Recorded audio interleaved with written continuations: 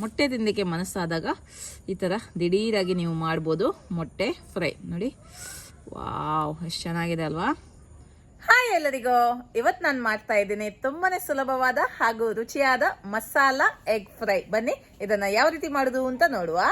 1 table ಚಮಚದಷ್ಟು ತೆಂಗಿನೆಣ್ಣೆ, 1 ಹಸಿ ಮೆಣಸಿನಕಾಯಿ, ಕರಿಬೇವಿನ ಸೊಪ್ಪು,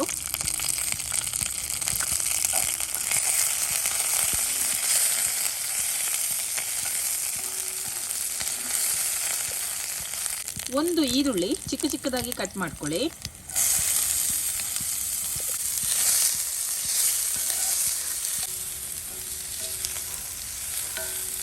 ಈರುಳ್ಳಿ ಒಳ್ಳೆ ಕೆಂಪಾಗಬೇಕು, ಒಳ್ಳೆ ಟೇಸ್ಟಿ ಆಗುತ್ತೆ ಅವಾಗ, ಕಲರ್ ಎಲ್ಲ ಚೇಂಜ್ ಆಗಲಿ.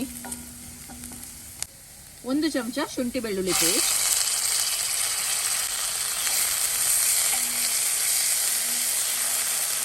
1 ಟೊಮೆಟೊ ಸಾಫ್ಟ್ ಆಗಿದೆ. ಈಗ ಮಸಾಲೆಯನ್ನು ಹಾಕುವ. 2 ಚಮಚ ಅಚ್ಕಾರದ ಪುಡಿ, 1 ಚಮಚ ಕೊತ್ತಂಬರಿ ಪುಡಿ, ಅರ್ಧ ಚಮಚ ಜೀರಿಗೆ, 1 ಚಮಚ ಗರಂ ಮಸಾಲ ಪುಡಿ, 1/4 ಚಮಚದಷ್ಟು ಅರಿಶಿಣದ ಪುಡಿ, ರುಚಿಗೆ ತಕ್ಕಷ್ಟು ಉಪ್ಪು.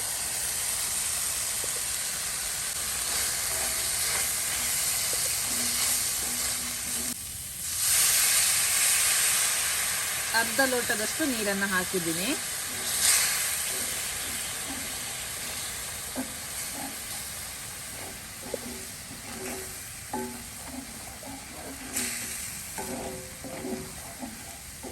ಮಸಾಲ ತುಂಬ ಚೆನ್ನಾಗಿ ಫ್ರೈ ಆಗಿದೆ, ಎಣ್ಣೆಲ್ಲ ಸೈಡಲ್ಲಿ ನಿಮಗೆ ಕಾಣಿಸ್ತದೆ ನೋಡಿ. ಓಕೆ, ಇಷ್ಟಾದರೆ ಕರೆಕ್ಟ್ ಆಗಿದೆ ಅಂತ ಅರ್ಥ.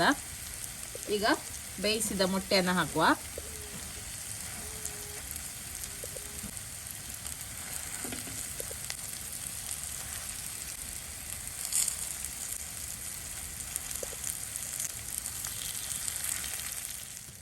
ಮಗುಚಿ ಹಾಕ್ತಾ ಇದ್ದೀನಿ ನೋಡಿ, ಸೂಪರ್ ಆಗಿದೆ ಅಲ್ವಾ. ತುಂಬ ಸುಲಭದ ಮಸಾಲ ಎಗ್ ಫ್ರೈ.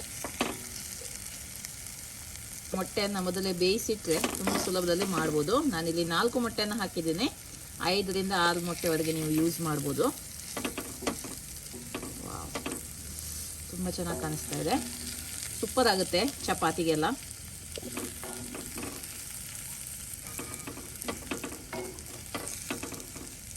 ಮಸಾಲ ಮಾತ್ರ ಚೆನ್ನಾಗಿ ಫ್ರೈ ಮಾಡಬೇಕು, ಅದರಲ್ಲೇ ಇರೋದು ಟೇಸ್ಟ್. ಮಸಾಲ ನೋಡಿ ಈ ಕಲರ್ ಬರಬೇಕು, ಈ ಕಲರ್ ಬಂದರೆ ಮಾತ್ರ ನಿಮಗೆ ಟೇಸ್ಟ್ ಬರೋದು ಸೂಪರಾಗಿ. ಓಕೆ, ಈಗ ಮೇಲ್ಗಡೆಯಿಂದ ಸ್ವಲ್ಪ ಕಸೂರಿ ಮೇಥಿಯನ್ನು ಹಾಕ್ತಾ ಇದ್ದೀನಿ.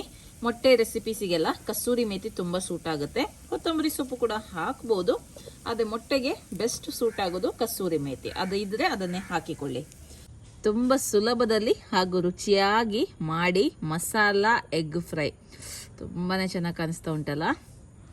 ವಾವ್, ಟೇಸ್ಟ್ ಮಾಡಿ ನೋಡುವ. ಇದನ್ನು ಹೀಗೇನೆ ತಿನ್ಬೋದು ಅಥವಾ ಚಪಾತಿ ಜೊತೆ ಎಲ್ಲ ಸರ್ವ್ ಮಾಡ್ಬೋದು, ರೈಸ್ ಜೊತೆ ಎಲ್ಲ ತುಂಬ ಒಳ್ಳೆಯದಾಗುತ್ತೆ.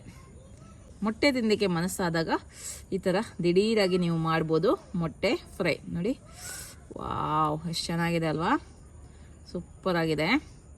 ಟೇಸ್ಟ್ ಮಾಡಿ ನೋಡುವ.